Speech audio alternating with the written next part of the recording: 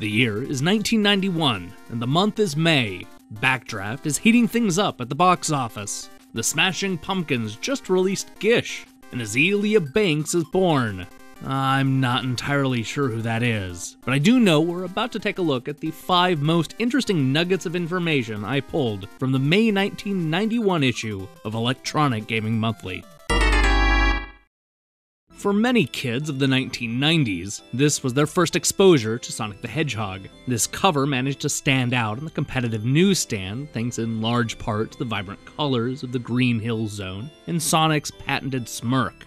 But as exciting as this cover was, Sega's mascot only managed a 2-page spread. Still, that was just enough to whet our appetite for the June release.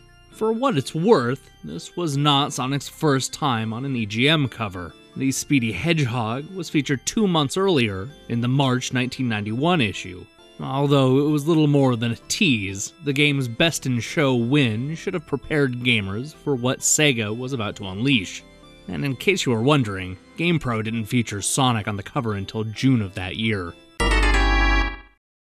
This issue brought the first look at a game that would eventually become Ninja Gaiden 3, the Ancient Ship of Doom.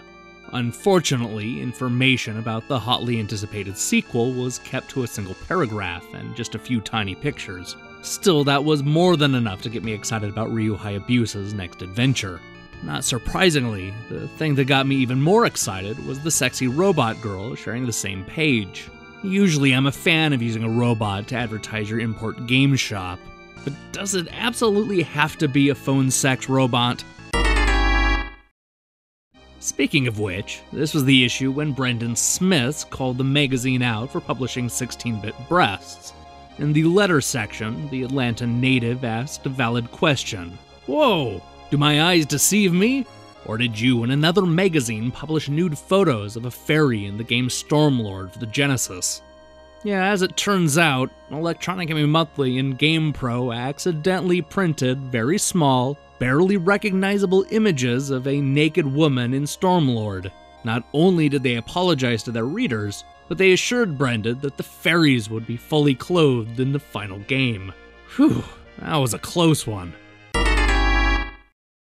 After the success of Shadowgate and Deja Vu, Kemco felt emboldened to release yet another point-and-click adventure game on the Nintendo Entertainment System. That game was uninvited, and Electronic Gaming Monthly was not impressed.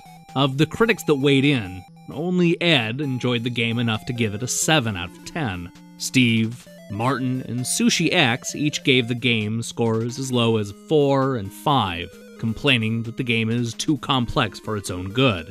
Not content to have 4 critics tee off on the slow-paced adventure game, it looks like EGM tried to fit in a 5th review. While nothing is written, you can clearly make out the number 4 just under Sushi X's write-up. Clearly this is just a layout mistake, but it's one of the few times this happened in the magazine's 2-decade run. In other reviews, EGM liked Wampum on the NES, as well as Phantasy Star 3 and PGA Golf on the Genesis. They absolutely hated Laser Invasion on the NES, James Pond on the Genesis, and Tour de Thrash on the Game Boy. It wasn't a stellar month. Only a few months ahead of its North American release, the Super NES was still a mystery. But don't worry, Electronic Gaming Monthly hired an unnamed artist to create a possible mock-up of the system. It's not even close.